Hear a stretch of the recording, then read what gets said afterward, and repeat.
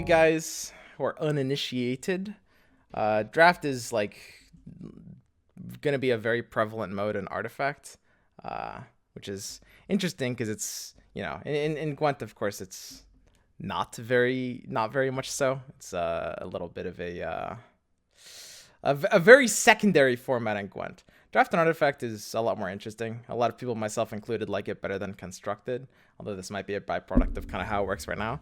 So we're just going to run some drafts. Some of my friends want to kind of like practice. I'm going to hop in a call with them, and we're going to go over decisions together. I'm basically just going to be kind of telling everybody, trying to keep it educational, whether you're like brand new to Artifact or maybe, you want kind of more advanced tips. We'll be going over pretty much all the different stuff. Yo, what's up? Sup, Lockin and Anger. Okay, so it's just going to be you guys for now. No Control might jump in a bit. So I'm going to be kind of like explaining things, trying to keep it like educational for everyone. And, kind of start things off. I'm going to ask you guys like what you think is going to be good. Lockin and Anger, for context, both want to kind of prepare for the draft tournament that's going to be going on this weekend that I'm going to be casting. And this is just a little bit of good last minute prep. So very, very short like rundown before we get into like more heady stuff. Draft and Artifact, you pick like from 5 or 6 different packs, and basically you will be cutting a lot of cards at the end. It works a lot more similarly to Magic the Gathering's draft style. With the 4 different colors, of course. So, Lock and Anger, what do you guys see with this pack? This is actually a really interesting opening pack. Swamp Strong. I see nothing because no screen share. Oh, that's true. Here, let me pull this up for you. I actually really like Satyr Duelist. I'm basically 1/8 gay. And Wool Martyr a little bit, but really Satyr Duelist. Okay. What do you think, Lockin? I like Satyr Duelist and Conflag here. Yeah, okay. So a bit of a start with this pack. Like the things that we can observe first and foremost, Timbersaw's a hero. You actually don't want to pick heroes early. Heroes are kind of like what this game is built around, but you're better off picking them later on in packs rather than earlier, because when you pick a hero, you're kind of locked out of picking. You're very literally locked out of picking other heroes later on. It's really good to focus on like powerful main deck cards, and for the first like pack, maybe even pack and a half that you're gonna go through, you really want to focus on like high power cards over kind of like the color combo. So Luckin, what were you saying? Satyr Conflag? Yeah, I like Satyr Conflag just because they're the best like value cards early on. Yeah, Satyr Conflag is pretty good. I think that's what I would choose here. Arcane Assault is actually pretty solid, and I suspect that this algorithm isn't like fully complete because I don't think normally it would show you 3 of the same copies in a normal draft. At least I've never seen one. Other considerations here are basically you can double down on green with Satyr Vool, but early on you really want to just like pick quality in favor of colors. Relentless Zombie is okay, but not great. And Shield of Aquila and Book of the Dead. Shield of Aquila is actually great, but items are something you want to kind of go for later on in a draft. Like typically the back half of your draft, like packs like 3, 4, 5, etc., are kind of where you're going to be picking up your items. So we can just start with Satyr Conflagration here. And keep in mind, we're not really locked into these colors. We're just picking good cards to keep our options open for the first pack or so is going to be the most important thing. I also want to mention, in specifically in reference to colors, it's going to be very, very important. Tricolors are totally fine in draft, right? So, if we're totally okay just going for quality and maybe like curving for like more color spreading than we normally would in Constructed. So what do you guys see in this pack? Disciple of Nevermore. Yeah, I like that card. This is a very powerful card. What else are we thinking? I'm just thinking. I also. Cleric. Oh, sorry. Go ahead. I also like Legion Standard Bearer, but I don't know if it's good to go another red now that we already have blue, green, and black. I don't know. So at this point, there's totally nothing wrong with like going for 4 different colors. Like it's just leaving your options open. And there's like nothing wrong with just basically going pure quality for the first pack or 2. What's your second choice here, Lockin? Selfish Cleric. I think it's just the best card remaining in the pack. Yep, pretty much. That's what I would choose here. Disciple, Selfish. I would say like in general, the decisions you make early on are going to be the most impactful ones, but you'll also only see like real major decisions every once in a while. These two just kind of leave our options over, and they're kind of the highest quality in general. And one for me is a great constructed card, but in draft, you're not going to be cloning very high value items. And again, we're just kind of mostly looking at items later on in the draft. Like the back half of the draft is where you want to even focus on this. So this is a really interesting pack because you actually get offered like a decent item in Stonehall Pike, and a lot of the skill I think in draft is determining, when to pick up items versus cards. For sure. So, I mean, we've got a lot of options here. Assassin's Apprentice, solid early game unit. Rebel Instigator, not constructed playable, but actually a pretty solid card in draft. You can kind of keep a lot of strategies at bay here. Ogre Conscript is great. I think, first of all, we can just lock in the Conscript, even though we are not running any red cards here. I agree. I personally like Ogre Assassins, but I could be convinced to take the Pike as well. That being said, Lost in Time is a good card too, but probably not good enough. Yeah, Lost in Time is actually it's a very powerful card, and this is kind of like the first major decision line in this draft specifically, because we're going to be kind of picking like what colors we're thinking of. We have to weigh Assassin's Apprentice with the black we already have, and Lost in Time with the blue we already have, and all four of the cards from both of those colors we have access to are very good. What do you think here, Anger? I think Assassin's Apprentice. I think with the Ogre? and Ogre Conscript. But I haven't really played much of the luck cards other than Cluster Aim Hourglass, so I don't know how good Lost in Time is. I've never drafted it. Yeah, this is a pretty tricky one. I'm actually favoring probably Lost in Time over Assassin's Apprentice a little bit, just because I think we have kind of a stronger blue presence in this deck already than black. And Assassin's Apprentice, it's a nice turn 1 drop, but it may be a little kind of worse to draw later. I do think it's a little early for Stonehall Pike unless we had like worse options here. I'm kind of inclined to take the Ogre Conscript and Lost in Time. Most other lock cards are actually kind of bad. Lost in Time is much better than any of the other lock alternatives outside of Cladrium Hourglass. What about going Lost in Time and Assassin's Apprentice and not going Ogre Conscript? So great question. One of the things in draft is like, especially for the first pack, you basically just choose quality. Going for a fourth color isn't necessarily that good, but it's important to kind of play it safe and leave your options open. Outside of that, red is also a color that you can really reliably count on, right? A lot of drafts, like I said, so tricolors happen a ton in draft. If you're going to be drafting, I personally go for tricolor at least around 40 or 50% of the time. Like, tricolors happen very often, and when you're tricoloring, red is a very, very good kind of splash color to add onto that. Moist. Like, red is just safe, Swim is love, swim is because there's so many good red cards. And this next pack is a great example of that. Here we have Stonehall Elite, right? Which is just something we just jam in. This is one of the best units in the entire game. And at this point, we're basically committed to red more than anything else. So kind of by default, when you're starting a draft, you can kind of commit to red more than other colors just because it's a great color to just splash like one hero of, especially if you get something other than Keef. You think so? I only see Stonehall Elite and Remesk Blessing. I don't know. I don't like Untested Grunt simply because we have the Assassin's Apprentice. It's also 2 mana and basically Well, much we better. didn't pick the Assassin's Apprentice. Yeah. But just saying that. I don't know. I see the only other good card I see here is Remesk Blessing. Okay. I'm kind of on par with that. What do you think, Lachlan? Yeah, I agree. I think Rumesk is a really good grab here. Okay, so this is the point, like, the Romesk is the correct choice with Stonehall Elite. The third consideration is the Pike. It's still a little too early for going to items, and the Stonehall Pike is kind of, like, low quality. At this point, it looks like after seeing the Stonehall Elite, we're basically 100% committed to run at least one red hero. This is kind of where we can start making our real color decisions at this point in the draft, right? Which is kind of the end of pack 1.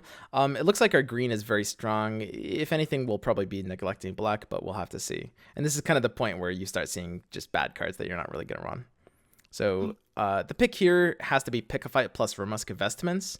We're not going to run Barbed Mail or Restoration in our deck. Pick a Fight is a good chance we're going to cut it, but if we end up drafting like Bristleback, which is a very common and very powerful hero, it will definitely make a cut because you want your Bristle to be able to target heroes. And then on the final two, you basically have to go with whatever you have. So we got Mazzy, which we're actually super okay with. It's a good amount better than Keef, I would say. And the second Pick a Fight, there's a chance we'll end up running that.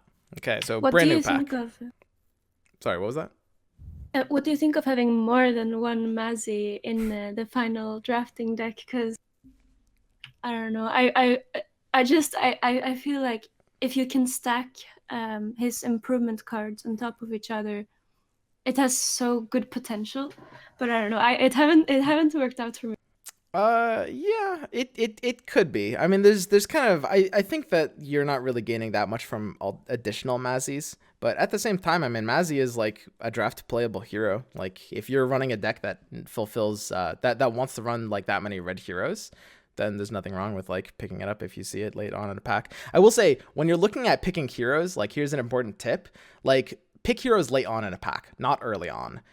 Early in each pack, you want to focus on main deck cards. In pack 1 or 2, you focus on quality. After that, you focus on like stuff that matches your color. But specifically, heroes aren't really good to pick up early because when you pick up a hero early in a pack, like for example, if we see something like Lion, it locks us out of any other heroes we see for the rest on. So like as a rule of thumb, I would, unless it's a very good hero that also might match my color plan, I pretty much would not choose a hero for the first at least half of a pack. Hey guys. Oh, look, no controls here. Okay, so we're a little bit through here. We're committed to one red hero, and we've got Mazzy for that. So what are we all thinking about this pack here? I like cheating death right off the gate. Yeah. I'll bet you do. Yeah, it's pretty good. Yeah, cheating death is silly. Yes, that's honestly one of the best adjectives you can use to describe this card. This is a silly card. I think that's an easy first lock in, and that basically solidifies us into green. Green is also a great color to kind of like go into and draft because they have one of the best basic heroes, maybe like the second best one, which is Farvran. Do you think that Stonehall Cloak is auto pick, or? I definitely wouldn't call it an auto pick. It comes down to kind of like what's available for the rest of the pack. It really depends on your options, but I'm honestly liking it here. And it also depends what colors you're going. I mean, for example, you have to consider, right now we're red and green. These are the two tankiest heroes, and you're always going to have 3 Traveler's Cloaks available to you at the start of, any deck building process, which means that health items that you see in your draft are actually going to be the weakest kind, because, the Traveler's Cloak will do so much for you. The question is, do we pick Cunning Plan, Aghanim Sanctum, or maybe something in black, which would be Grunt or Relentless Pursuit? Stonehall Cloak is still a consideration as well. Since this is only pack 2, we can still afford to go wide on the colors, so I'd probably pick the Sanctum. I'm personally not a huge fan of Sanctum. Maybe that's a fault. Normally I would take the Cloak here, but because it's so early and like Swim said, we can still take Traveler's Cloak. I'm not really overwhelmed to pass up like a pretty solid card to do it. I don't hate picking the Sanctum, but I also don't hate picking either Relentless Pursuit or Cunning Plan as well. Okay. So honestly, there's a lot of considerations here. I think that Cunning Plan is my second choice in this pack. Sanctum, as you kind of mentioned, Lock-in, it's pretty solid, but pairs a lot better with decks that have like draw power. And it kind of provides you sort of late game value, which we already have with like a fairly top end deck. Like we've got Elite to Snowball, Conscript is a late drop, Lost in Time and Conflagration are both late drops if we end up going blue, which isn't necessarily for sure. Right now we're more likely to go blue than black, which is why I like Cunning Plan. But honestly, my top choice here is still going to be Stonehall Cloak, I think. Like this card is still high value.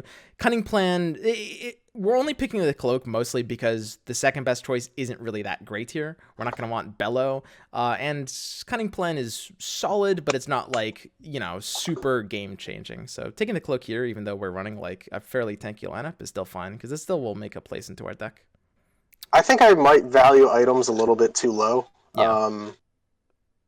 And I just don't like picking items in general as the first pick, so that's kind of where I'm coming from. So this is a really, really difficult pack to choose from, actually. What the hell? Yeah. So no control. One thing I was mentioning before you joined is items you don't want to prioritize them early, but like as the draft goes later, you need to start picking up some items, right? So like if you're in pack 3 or 4 and you only have like one non-basic item that you're actually going to put in, then start prioritizing them higher. Like they're for the back end of your draft. Right.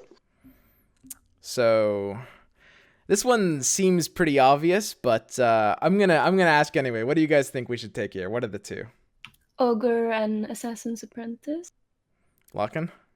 I want to insta-pick Enchantress, and then this second one is really hard. I do like Blink Daggers, but I actually like Home Field Advantage more in this. Ooh. Yeah, I agree with Lockin. I go Chantress home field. Interesting. Home Field is a pretty solid card. I have a hard time, like, it's not like, it's probably like a mid or high tier 2 card, or something like that for me. Ogre is probably a little bit higher than that. Sure. But depending on like the curve, you could consider Home Fields. This is definitely an Enchantress, even though we're kind of early on in a pack. She's like top tier green hero, and we are going green, and we need a green hero. I think the second pick for me is between Ogre, Conscript, and Blink Dagger. Blink Dagger is kind of a crazy card, and you are much more likely to see it.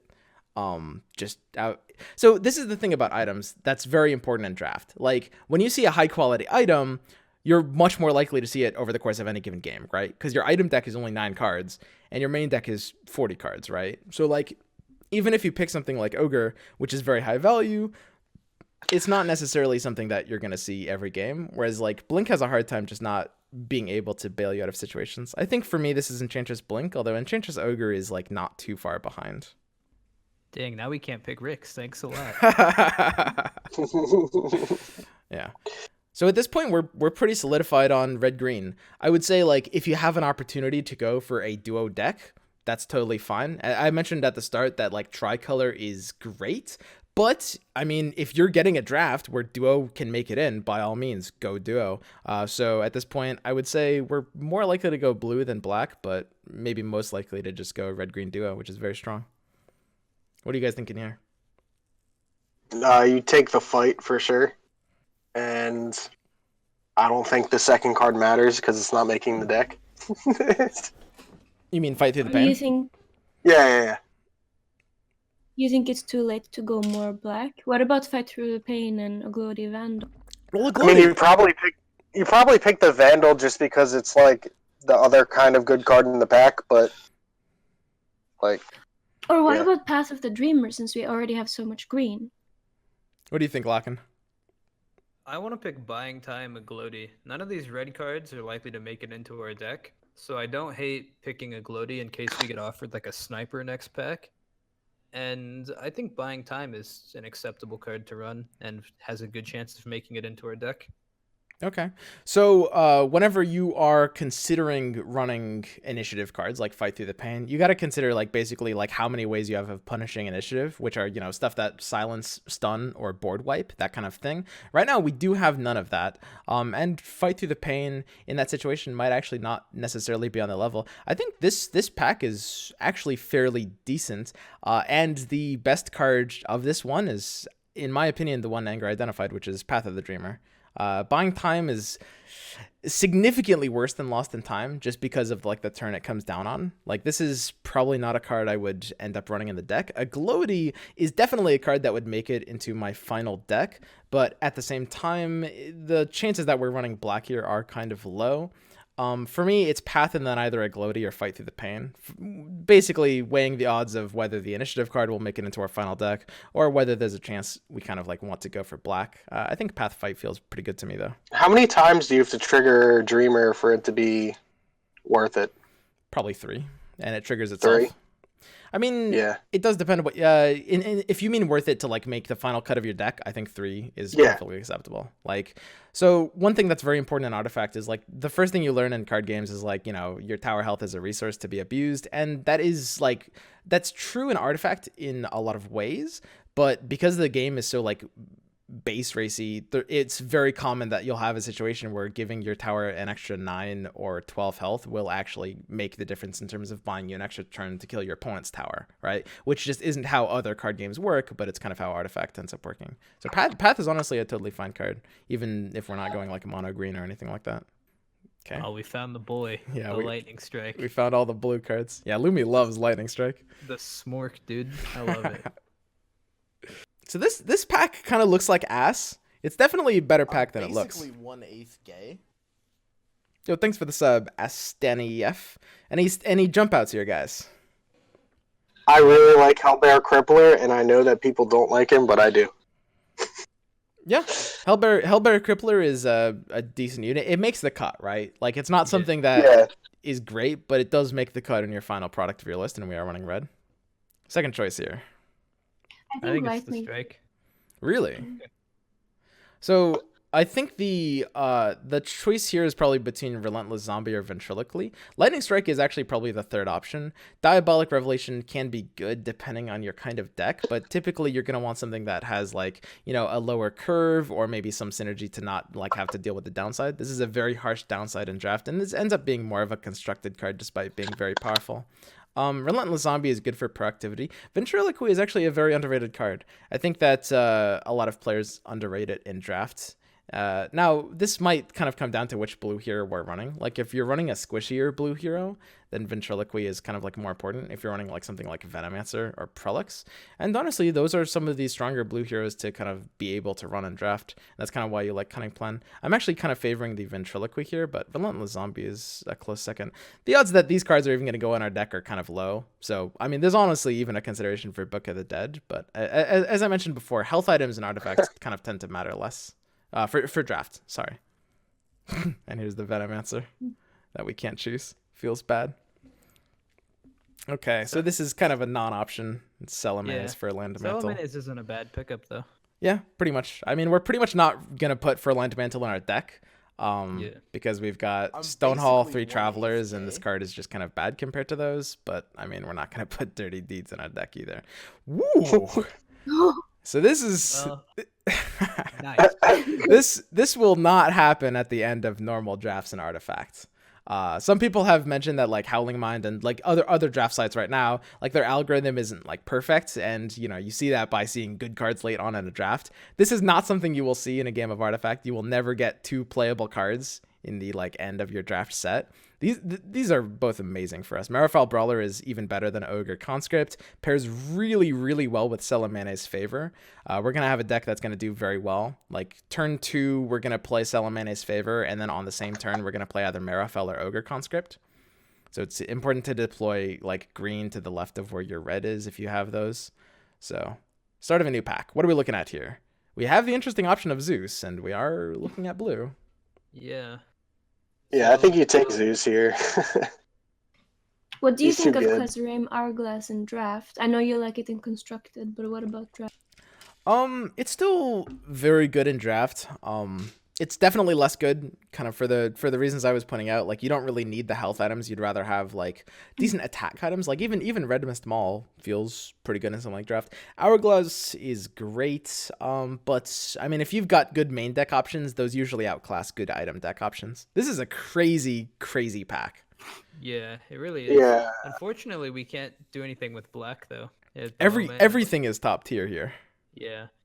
Well, I think there's a comment Annihilation. training.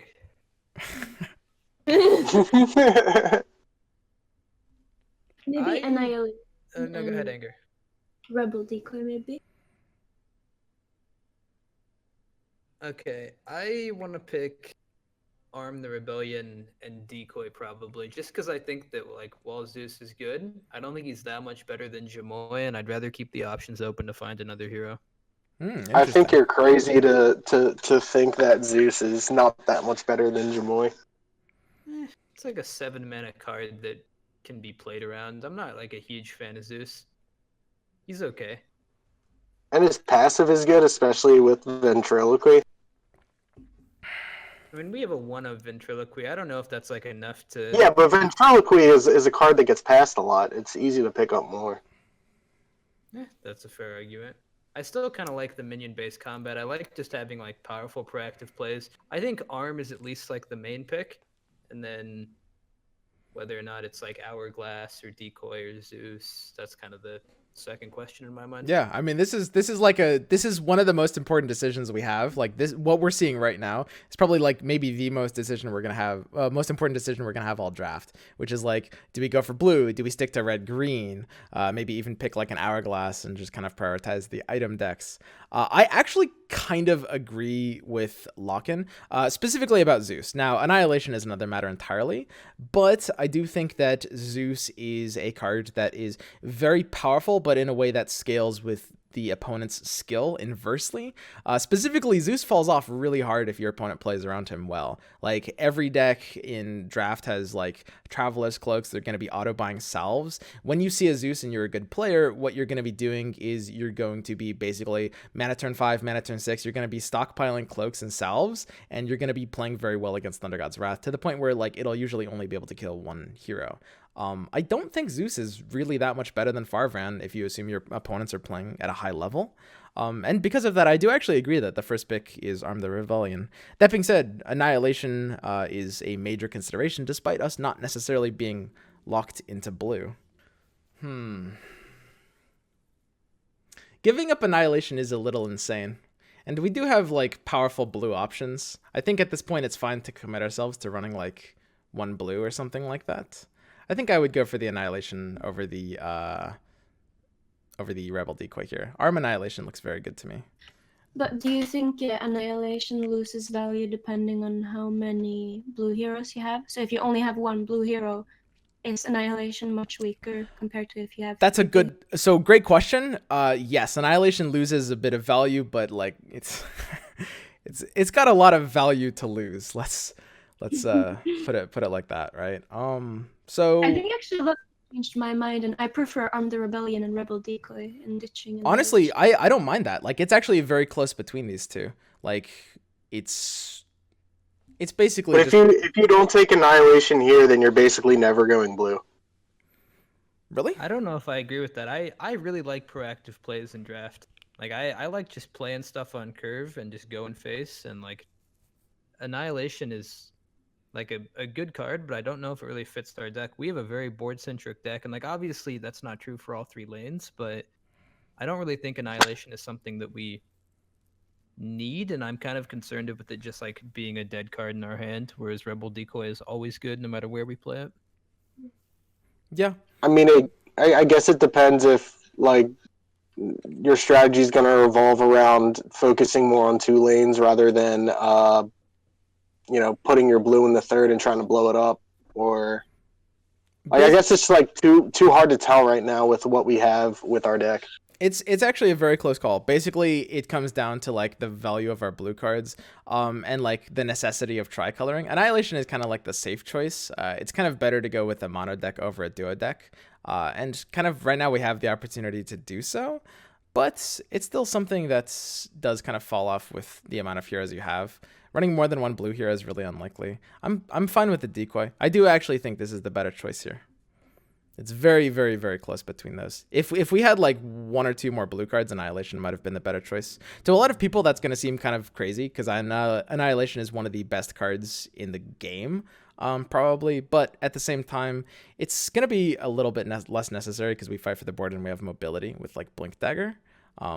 So being able to like open up the option for a powerful duo deck when you're able to can kind of push your advantage even further. So what are we thinking about this one though? I think maybe Centaur Warrunner and Thunderhide pack. I don't know. I do like 14-14. I think this pack is punishing you for not taking Annihilation. Maybe. With Centaur Warrunner, you have even more initiative cards. Or I was thinking that with Annihilation, but no, we don't have that. Never mind. And also, Warrunner doesn't have the initiative card. Oh, it does. Oh, sorry. Shit. So the first pick here is Thunderhide Pack. This card is nuts. It goes very well with Favor. Even if you're not running any ramp, like this is just a great finisher if you're running green. The second pick is a little more up for debates. We can run one of these blue cards, or maybe curve for a Keenfolk Musket if we don't think there's any chance we're going into blue. Keenfolk Musket is something you add to your final deck. I don't think War Runner is good enough here to pick. Yes. Same. War Runner is a card that, like, it basically scales. It's a red counter, really. Like, it's anti-red as a card, because you want to use double edge on your opponent's heroes, not your own, typically. That's kind of where you get the most value. It is definitely better than Keef, but at the same time, I think it's fine to kind of be a little greedier with this. The safe option for this pack is to kind of maintain the option for going blue, but because we have such high quality cards in this duo draft, and honestly, I think that this actually might be part of the problem of the kind of algorithm in this. I'm actually going to mention this right now. I think that because these websites, if you spend a lot of time drafting, because these websites, Howling Minds and Artcraft, have these algorithms that honestly give you 2 good cards, if you've been practicing drafts with them, you will probably find yourself going duo decks a lot more than you will in normal Artifact. In normal Artifact, you go tricolor decks a lot just because the card quality is not there and you can't just like jam 2 colors. So it looks like in this, like, we're getting such good cards. This is not normal. Like, you're getting a lot of great cards and you're like, oh, I guess I'll just, build a duo deck because I've got all these good cards of both of these colors. So honestly, given that, I think there's kind of no reason to go into blue, just because, like, at this point we have the makings of a duo. Like, we have no black cards. We have only like 2 semi-high quality blue cards, and the rest of this pack offers Keenfolk and Centaur. Both are kind of on the level. What about another Fight Through the Pain? I think we're probably just not going to be running 2 of that card. There's not even necessarily a guarantee we'll be running 1 of it. I like taking the Keenfolk here, probably. It does depend kind of like how good we think Centaur is, but I think Keenfolk kind of outclasses it a little bit. And our item deck still does need like 1 extra item. Yeah, I agree. Centaur is a solid card, but it's not like that much better than Keef. Yikes. Yeah, this is a bit of a yikes. This is kind of the more so the kind of pack you're supposed to be seeing. I feel right at home here. Yeah. I guess we're taking like New Order's Blacksmith. You think New Orders is better than Pick a Fight? I think it pretty much is. Pick a Fight might be a little bit better, but there's no chance we're going to run 3 Pick a Fights. Honestly, it doesn't really matter because we already have 2 Pick a Fights. The third one of these is something we're truly not going to be running under any circumstances. So, I mean, we could just pick Payday, open up the option in case we get dealt like some crazy swing. We hate pick that Payday, so now somebody else can't draft it. It's genius. Yeah, just ruin someone else's day. Exactly. Discard your hand. Easy. So this is pretty interesting. We got some bad items over here, but we got some 4 good main deck cards that we can choose from. What are we thinking here? What do you think of Keenfolk Golem? Is that a card you can ever actually play? It's definitely okay. It's for decks that kind of curve a little bit lower. The short answer is no, but the long answer is, like, in the right situation, it's definitely playable. I would say, like, we've got 6 plays already, and we've got, like, late game plays with Thunder Hyde Pack, so it's definitely not something we want here. It's between the other 3, but the other 3 are all decent. What about Smeagol, Armsmaster, and Hellbear Crippler? That's where I'm at as well. Yeah. I think Smeagol Armsmaster is actually the best card in this set. It is better than Hellbear and Sucker Punch. Hellbear and Sucker Punch are kind of both on a similar level. When you're evaluating Sucker Punch, I think the most important thing to keep in mind is, like, how many red heroes you're running. It looks like this deck is probably more likely to go 2 red and 3 green than anything else. So I do like the Hellbear over the Sucker Punch. If this was a 3 red deck, I might prefer the Sucker Punch, or if we already had like 2 Hellbears or something like that. Yeah. Okay, so this will never happen this late into a pack. Like, the thing about Time of Triumph is, like I said earlier, in artifacts, in drafts, like, red is a consistent color that you can kind of splash, right? So, like, even if it's not a lot of players running red, like, you'll see people running like 1 red and they'll always just auto pick the Time of Triumph. So, I mean, this is kind of a completely crazy deck at this point. We have, like, just a great curve. Yeah, hopefully, you you guys will be hoping to draft something like this on the weekend. And even Blade of the Vigil is very good. Like, we're very happy to see that. This is just largely a draft card. This card actually exemplifies like exactly everything you want from an item card in draft. Specifically, it just helps play for like the long game creep attrition. Because draft and artifact is very much just like, creep warfare, right? You just play for kind of like long game value, and the +2 cleave will like perfectly kill creeps that are already being attacked by the creeps. Okay, Crystal Maiden buying time. So Crystal Maiden is what I call almost a non-card. It is a better hero than Jamoy, but just probably not by enough to like make that much of a difference. There is some possibility of still going blue at this point. I think it's a very important mentality to have when you're drafting, is not to fall into like the sunk cost fallacy, which is like kind of the idea that like, we passed up good blue options before, so it feels bad going blue now. I mean, there's still a reasonable chance we can run one blue hero when this draft ends, but it's probably not going to be Crystal Maiden if we end up doing that. I like Lycan. Yeah.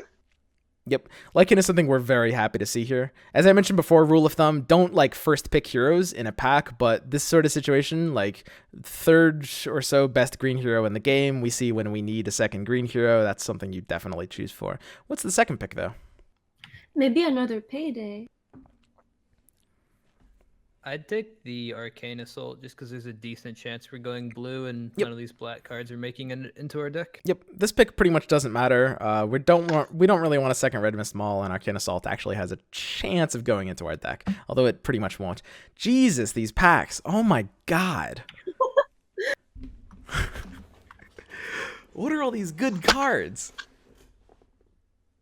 If we get a deck that is even like 40%, like I'm going all the way. What do you favor, Thunderhide or Ogre? Do you think Ogre is always better? It depends on kind of how your deck is curving, and this is kind of where you have to start looking at the mana curve and color ratios. So I will say this draft is actually kind of, it's so good, it's almost a bad example of like how a draft should be. Because at this point in a normal draft, we would be having to make difficult decisions that we kind of don't have to make, right? Like we would normally have to, and maybe we'll do some more, we'll do some more drafts and maybe it'll be better, but we'll have to like look at our curve more, or like decide how many cards of each color we're playing, which we haven't had to at this point. I mean, Roseleaf Rejuvenator is kind of the third pick here. Like all three of these units are very, very powerful. So the first thing to kind of consider at this point is like, you're about halfway through, a little more than halfway through, and you want to basically look at your color ratios, because there's like a 1-to-8 rule, which is a rule of thumb, but in general, for each hero of a color, you want to have 8 main deck cards of that color. So you go through and you count. What I like doing is cards that I might put in my deck, they get like a half score. So at this point, you can see we have 13 red cards, but it's not about the red card count. It's about how many red cards we're actually going to use, right? So let's go for like Fight Through the Pain. I'll give that a 0.5. Hellbear Crippler is 2.5. Fight Through the Pain, Pick a Fight, maybe makes that 3. Because unless we're running Bristle, that's a 0.5 for one of them. This is 4, 5, 6, 7, 8, 9, 10, 11. So right now we're at basically 11 roughly red cards that we are going to be adding to our deck with one red hero, right? We do the same for green. Path of the Dreamer actually might not make it in at this point, just because we have such like high quality cards. This is not like super good. We'll give that a 0.5, 1.5, 2.5, 3.5, 4.5, 7, 8, 9, 10, 11, up to 14 and 15. So basically we have 15 green cards that like are going to make it in, and you got to kind of consider the ratios when you're deciding like whether you're going to go red or green at this point. Because we have 2 green heroes, and because the green basic hero is actually just one of the better ones, it's probably the second best one after Riley, I would say. I do actually not mind just going more green here. I think just picking Roseleaf and Thunderhide feels very good. We've got one Salamania's favor already, and we've got a bunch of like 6 drops to play. At the same time, like the Time of Triumph gives us enough late game that, I mean, I don't know. I don't really see myself losing with this deck either way. Like we have enough mid game that we don't need the this pack. deck is like constructed level. Yeah, this is. This is interesting.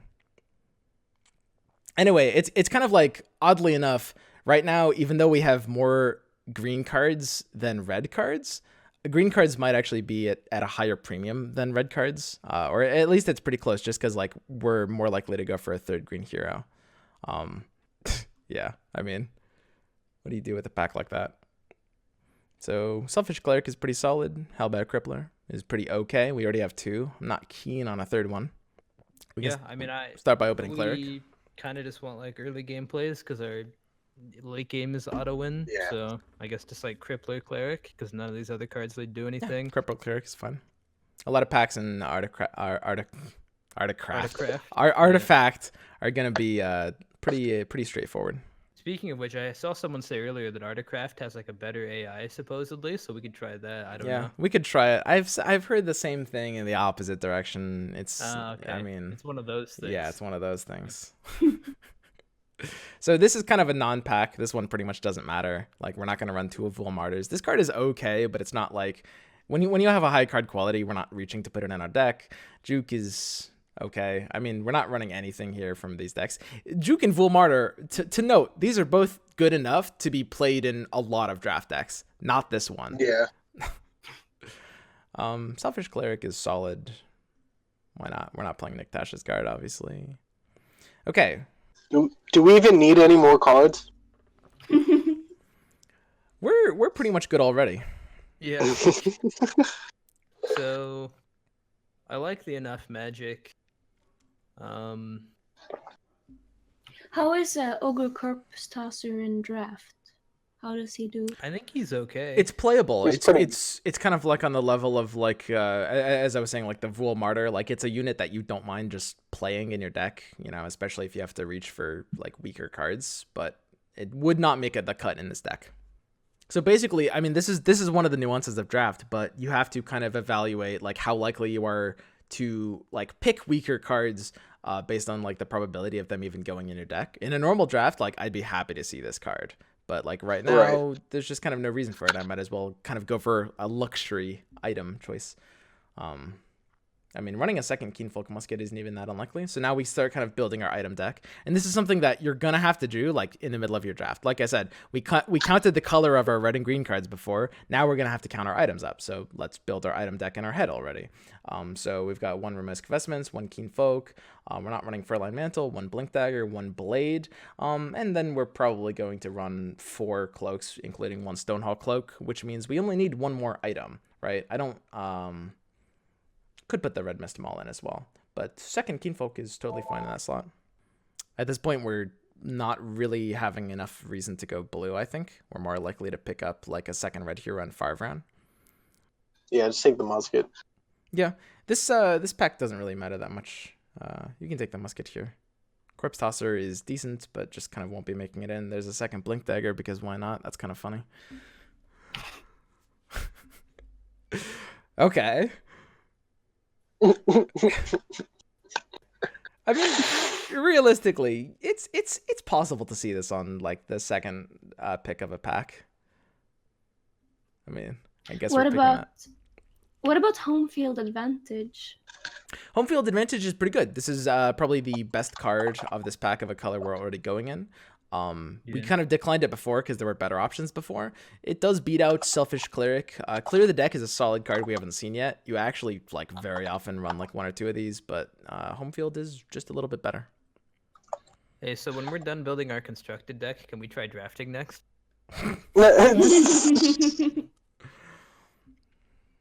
Okay.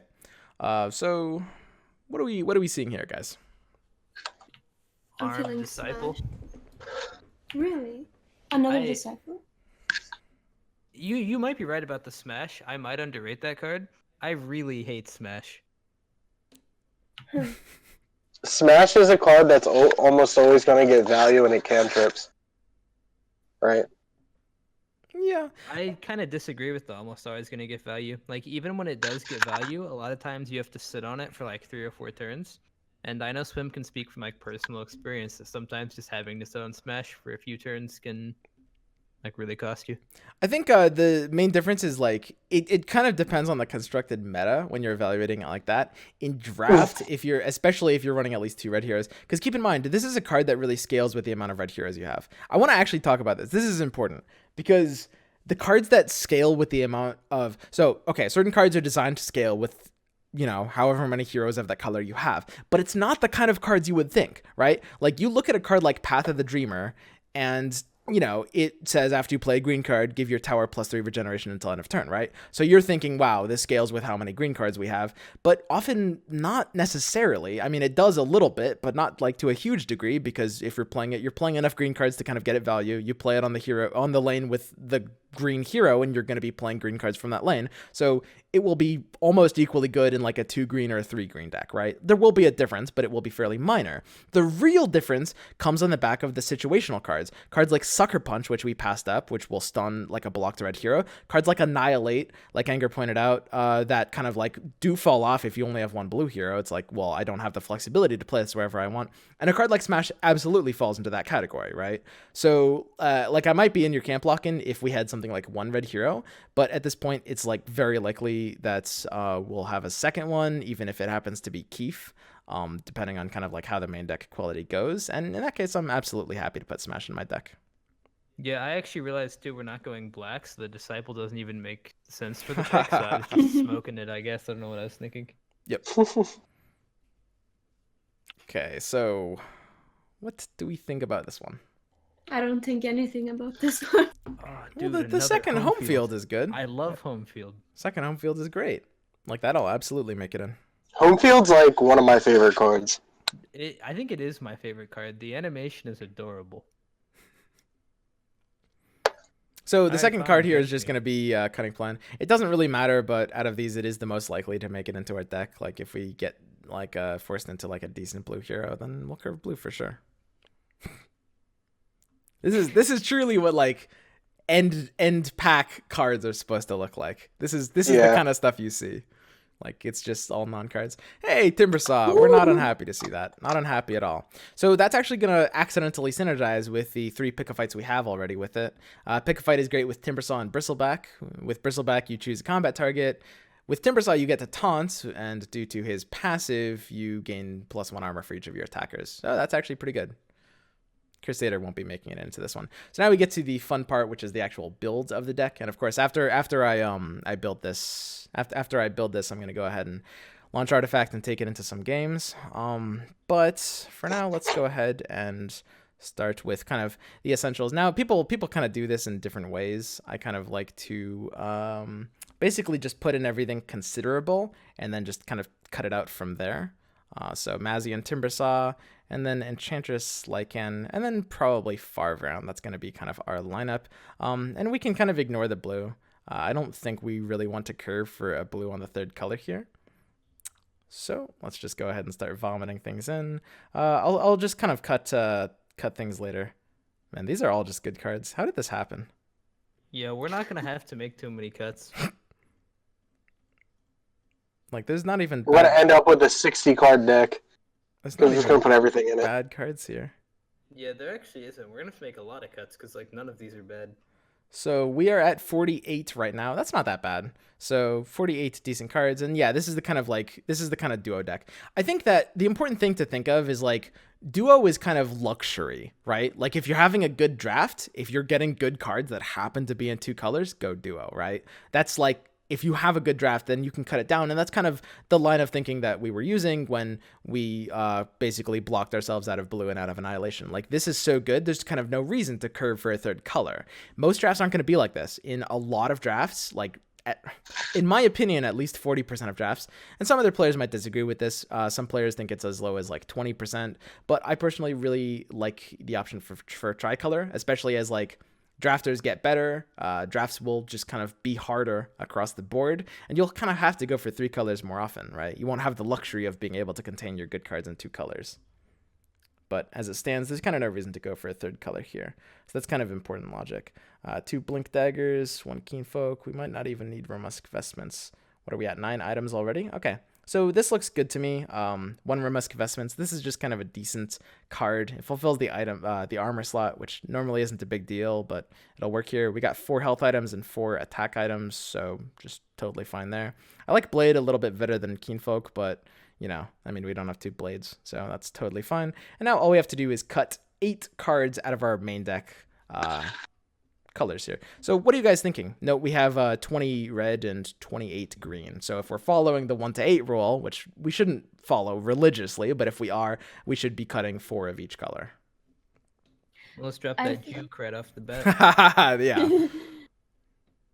I think maybe we cut enough magic and cursed satyr from red, and Okay. maybe 1 hellbear crippler. We're going to go ahead and cut Curse Satyr, 1 Hellbear Crippler, and we can cut the Vul Martyr on top of that. Enough Magic is actually going to be a very powerful cards. In deck Yeah. building in card games in general, one of the principles is you want kind of a good amount of proactive plays and ways to kind of capitalize off of, you know, being able to disrupt something. Enough Magic represents the latter. It's kind of like a silence. It effectively really is. And we have so many powerful proactive plays that having a proactive, like a powerful board state based play is going to find a lot of value with our deck.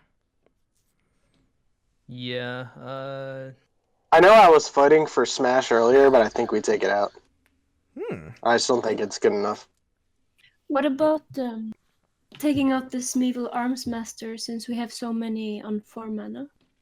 Yeah, we could take out the Smeevil Arms Master. You're looking at the curve here, and that's good. A lot of artifact decks will have like a very 4-stacked curve, but at the same time, like cutting a few of the It's 4 like a cards bell won't be curve. bad. All the good artifact cards are like 4 mana. I will say, I think I would cut Smeevil Blacksmith before I would cut For sure, Smeevil yes. Arms Master. Yep. Um, Pretty much no, go like ahead, Swim. all the cards in artifact. So you'll see this across like balancing in general. Like, so okay, you look at leather armor. This is +1 armor. You look at short sword. This is +2 attack. You look at Traveler's Cloak, which is +4 health. So what artifact is kind of trying to tell you is that 1 armor is worth 2 attack is worth 4 health, which of course isn't true. And you see this as well in Blacksmith and Arms Master, right? Like Arms Master is 2 attack, Blacksmith is 1 armor. In reality, armor may be a little more valuable than attack, but not twice as valuable. The Blacksmith is just kind of like the worst card between the two. Blacksmith almost doesn't even make it into most normal draft decks, ones that aren't just super stacked. Arms Master is actually a solid card. Like, this is a pretty solid card for draft. It's really good for creep combat too. Yep. I will say, I think Path to the Dreamer will find its way into most draft decks. I think because our draft deck is so insane, I'd cut it. 100%. Completely agree. I'd also cut that Fight to the Pain because we have no good ways other than enough magic to actually play for initiative, and I don't think that card is like good enough to just play. Yep. That's also what I would cut. So at this point, we're looking for 1 more cuts. And it could be a red card, but again, I think that it's important to not follow like the 1 to 8 rule too religiously. I think a lot of players are gonna like go into with the mentality of just like, you know, you have to have a certain, you have to have a 16 to 24 ratio, and I think that's gonna hold a lot more people back than it helps. So we could really cut from either color here. What are our candidates? Pick a fight. What about Salamanic Favor? Okay, so Salamane's Favor is a card that is very... I think a lot of draft players are going to kind of choose it erroneously or maybe overvalue it, especially Stars Align, which is kind of like an equivalent card. In this deck, though, Favor is really, really good because we have a lot of top end, especially like the 6, 7, and 8 turn plays. Favor pairs really well with 6 mana cards. So one of the things about Favor is that it might look a little bit better than it is just because there's not a lot of good 6 mana cards. And if you really, really want to like punish with this card, you want to play it with green mana on turn 2 on a more rightward lane, and then you want to play a good 6. Now, green kind of has no good 6s. In fact, almost no color has good 6s. But we happen to have 2 of the very few good 6s in the entire game in the form of Marifel, Brawler, and Ogre Conscript. More top end here. Means Favor is like one of the better cards in this deck. So in this case, I think the obvious cut is like the second Pick a Fight. Yeah. It does pretty well with Timbersaw, but it's not going to do kind of well enough with the rest of our deck. No reason for it here. Overall, this deck is like ridiculous. 10 out of 10. It'll just win you all the games you care about. Like, obviously, you know, it could have like 2 axes or something, but hey, it's pretty good. Wow, that's nuts. Okay, so want to start again, guys?